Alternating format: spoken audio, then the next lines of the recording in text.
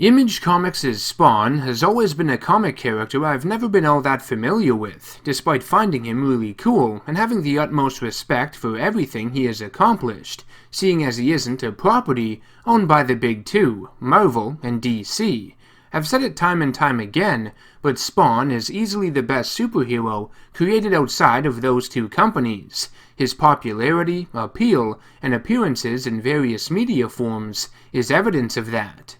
Despite my inexperience and lack of knowledge with this character, one thing is for certain. Todd McFarlane's Spawn, released on the Super Nintendo in 1995, is one of the best and most kick-ass superhero games of the fourth generation, at least in my opinion. Developed by Yuki Otai and published by Acclaim Entertainment and Sony Electronic Publishing, Todd McFarlane's Spawn was the very first video game to be based on the title character, which is pretty cool, and what a debut it was for him, let me tell you. In the comics, Spawn was a former US secret agent and assassin named Al Simmons, who was betrayed by his boss and murdered by his partner, Bruce Stinson, aka Chapel. Simmons is sent to Hell, where he makes a deal with the Lord of Darkness, Malbolgia, in order to see his wife once again. In return for his resurrection, Simmons must become a member of Malbolgia's army, a Hellspawn. As a Hellspawn, Simmons possesses immense power, fueled by a magical substance known as Necroplasm, but it is limited in its energy, measured in 9,999 units and indicated with a special timer. When the energy is depleted, a Hellspawn's time on Earth ends, and they are forced to return to Hell. Obviously, this is something Simmons does not want, which is why in the comics, he's made use of guns and other weapons, so he can preserve this energy as long as possible. This Necroplasm timer is a huge part of Spawn the video game. See it as a form of secondary health meter in a way. You can call upon your Necroplasm at any time and activate powerful special moves, which make enemies and even bosses a cinch. You'll find yourself breezing through this game at times. But if you're not careful, this false sense of security will blind you to the fact that this game has been making you its bitch the entire time. You just didn't know it yet. You see, you may have all these abilities at your disposal, as well as infinite continues, that's always nice, but every time you die, the level of Necroplasm you have remaining carries over. If you find yourself drawing from it over and over again, getting stuck on this one part, you aren't really making any progress, just making it harder for yourself later. You could use powerful attacks against early bosses and wipe the floor with them, but realize they are nothing compared to what's in store. When your Necroplasm meter has been fully depleted and then you lose all your health, that's when you officially game over. So yeah, your goal, just like Spawn in the comics, is to conserve your Necroplasm, and I think that makes for a really fun dynamic. It's an easy way for the game to make you feel like Spawn, even more so than you do just by playing as him. The story of Todd McFarlane's Spawn has you go up against the Mad One, who has kidnapped 13 innocent children, including Simmons' stepdaughter, Cyan Fitzgerald, and placed their souls within a magical orb known as the Orb of Purity. Using the power of the orb, the Mad One intends on destroying Malbolgia once and for all, but Spawn must prevent that from happening in order to save his stepdaughter, the other children, and even himself. Now again, I'm not familiar with the Spawn comics that much, but it seems to me that this video game has its own unique story.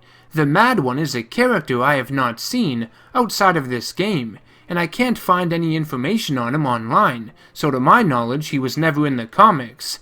He's described as a renegade crusader, so he's basically an anti-hero of sorts, just like Spawn, seeing as he wants to take out Malbolgia.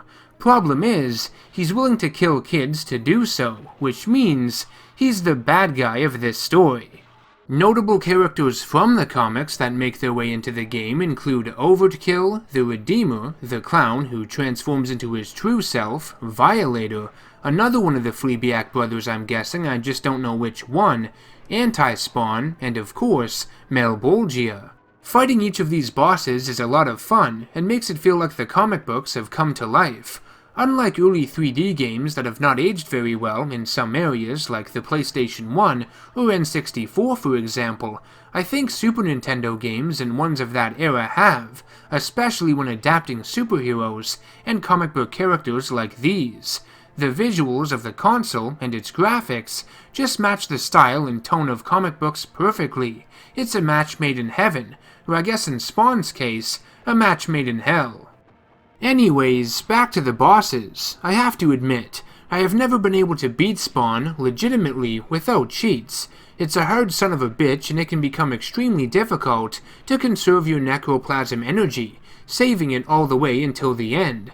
I constantly find myself wanting to heal. It's by far your most useful ability, and one you will have to use against the final boss countless times. We'll get to that in a second. Usually, I can only beat up to the Hall of Pharaohs level before my patience draws thin with this game. The upside down platforming with those stupid phantoms firing those ninja stars is annoying, and the chamber with those 3 firebirds that keep knocking you down with fireballs is a nightmare. I can't seem to time the wall jumps properly in between their projectiles, and even if you manage to kill one of them and fall back down, they respawn, which is utter bullshit. I find myself getting frustrated, and I end up healing myself over and over again, and before you know it, I've lost too much of my necroplasm, and I might as well just call it quits at that point.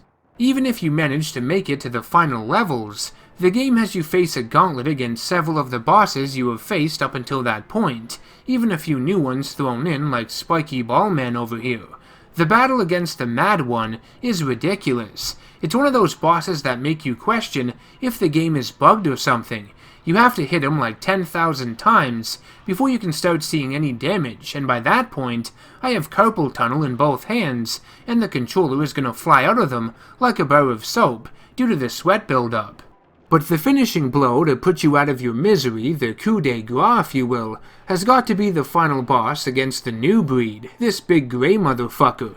He just spams these lightning bolts that feel like they home in on you. They're relentlessly brutal and don't let up.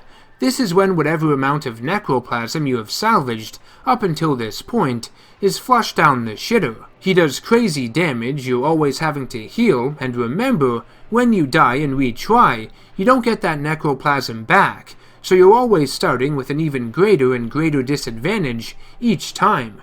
When I was recording my battle with him, he actually got stuck for a bit, like he was glitching out or something, and I got my hopes up, like I would finally be able to beat him. But no, he was playing possum and crushed my dreams shortly after.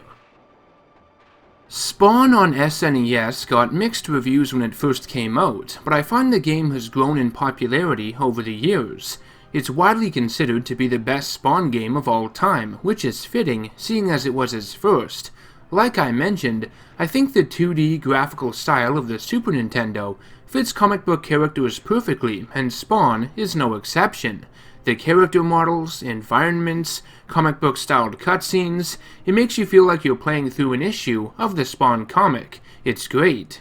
The game is pretty challenging, which is one of its setbacks, but it's a nitpick more than anything. There are several cheats you can use that allow you to skip to certain levels, even at full necroplasm power if need be, and they aren't that difficult to enter, which is nice. The same can't be said for a lot of these games around this time that had unnecessarily long passwords. Though I adore this game, the biggest problem I have with it is the fact that special moves are a pain in the ass to pull off. Spawn on SNES is easy to play, but difficult as shit to master. The Mega Punch and the healing ability are going to be your two go-to moves, and they are relatively simple to pull off, but a lot of the other ones are damn near impossible to do, especially in the heat of battle. The button sequences you need to press to use some of these moves are ridiculous, like a Mortal Kombat fatality or something. I can rarely pull them off, and when I do, I don't know how I did, and I don't have the patience to memorize all these button combinations. Fuck that. Even with a few of these issues, I don't think they bring the overall enjoyment of this game down in any way. It's still really fun to sit through. Todd McFarlane's Spawn on SNES is one of my favorite superhero games of the 4th generation, and there were a lot of them, especially featuring this beat-em-up format. If you're a fan of Spawn in any way, or a newcomer wanting to get into the character, then this game is a great place to start. I think it's a very faithful adaptation of its source material, arguably the best in terms of video games. This has been NerdGasm. If you enjoyed my review, make sure to hit that subscribe button and bell icon to be notified of all future content I release on the channel. If you want to support me in everything it is that I do, head on over to patreon.com/channelNerdgasm and become a financial backer. You can even nominate the next superhero or comic book related video game for me to review as well, if you join the suggested game review tier. I want to thank you all for watching, and I will see you in the next one. Take care, and long live your inner nerd.